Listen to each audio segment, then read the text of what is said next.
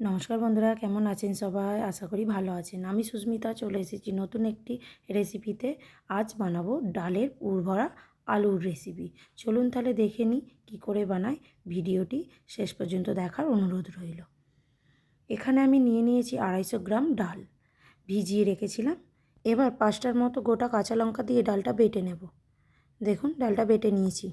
এখানে কিছু মশলা নিয়েছি, গোটা জিরে, গোটা ধনে, 5টার মতো কাজু বাদাম, টমেটো, গোটা গরম মশলা আর আদা পেস্ট করা ছিল, আর গোটা নিইনি, ওটা নিয়ে নিয়েছি।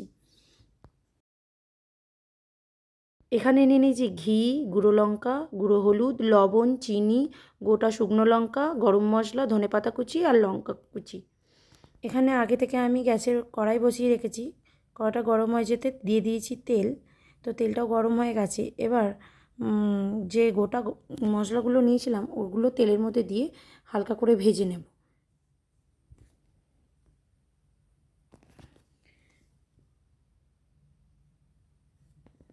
তেলের মধ্যে দিয়ে দিয়েছি। এবার দিয়ে দেব আদা। এক এক করে সব মশলাগুলো দিয়ে ভালো করে নেড়েচেড়ে ভেজে নেব, কাঁচা গন্ধটা যাতে দূর হয়ে যায়। গোটা মশলাগুলো ভালো করে ভাজা হয়ে গেছে। এবার দিয়ে দেবো গুঁড়ো মশলাগুলো। প্রথমে দিয়ে দিলাম গুঁড়ো লঙ্কা, এবার গুঁড়ো হলুদ দিয়ে দিলাম। এবার পরিমাণ মতো লবণ দিয়ে এগুলোকে ওই গোটা মশলার সঙ্গে ভালো করে ভেজে নেব।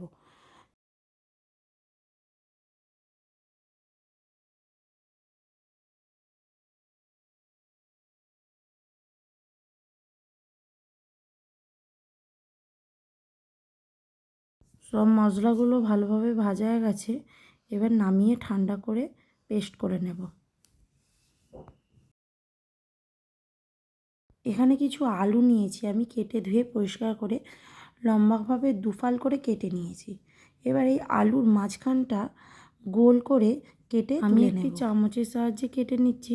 আপনারা চাইলে ছুরি দিয়েও কাটতে পারেন। প্রত্যেকটা আলু আমি এই একইভাবে কেটে নেব।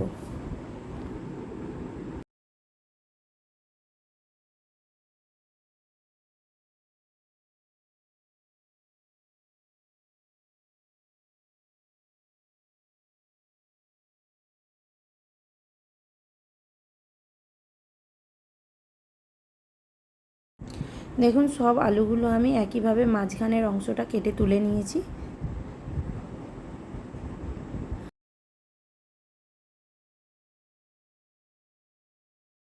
এবার ওই কেটে তুলে নেওয়া আলুর টুকরোগুলো আমি পেস্ট করে ডালের মধ্যে দিয়ে দেব পরিমাণ মতো লবণ, পরিমাণ মতো হলুদ গুঁড়ো, পরিমাণ মতো লঙ্কা গুঁড়ো দিয়ে ভালো করে ডালটাকে মেখে নেব।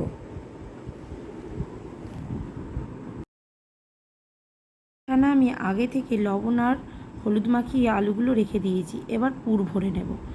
ডালের পুরটা ওই আলুর মধ্যে আস্তে আস্তে 1 চামচ করে দিয়ে দেব। খুব চাপাচাপিভাবে দেব না, তাহলে ফেটে বেরিয়ে আসবে যখন ভাজবো। তো আস্তে আস্তে 1 চামচ করে ওর মধ্যে দিয়ে দেব।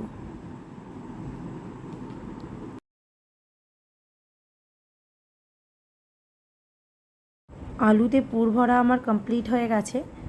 এবার আমি গ্যাসের মধ্যে একটা কড়াই বসিয়ে দিয়েছি, দিয়ে দিয়েছি কিছুটা পরিমাণ তেল। এবার আস্তে আস্তে পুর ভরা আলুগুলো তেলের মধ্যে ছেড়ে দেবো।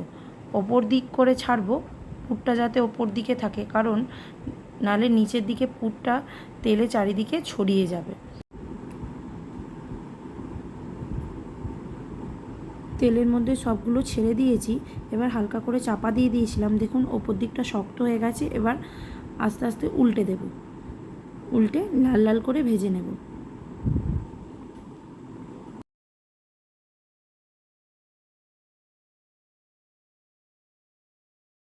পুর ভরা আলুগুলো ভালো করে ভেজে নিয়েছি লাল লাল করে। এবার তুলে নেব। দেখুন তুলে নিয়েছি।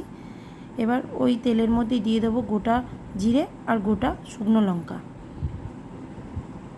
এবার যে মশলাটা পেস্ট করে রেখেছিলাম ওটা দিয়ে দেব, দিয়ে ভালো করে কষিয়ে নেব। মশলাটা ভালো করে কষানো হয়ে গেলে দিয়ে দেব জল।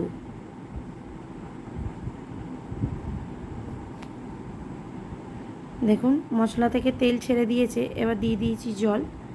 জলটা ভালো করে ফুটে গেলে এবার ওই পুর ভরা আলুগুলো দিয়ে দেব।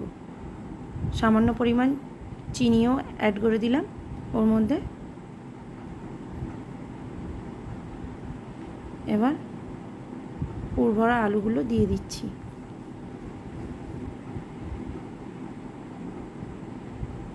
দিয়ে কিছুক্ষণ চাপা দিয়ে হতে দেব।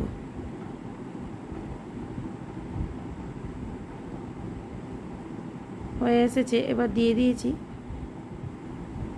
কিছুটা পরিমাণ ধনেপাতা আর কিছুটা পরিমাণ কুচনো কাঁচা লঙ্কা।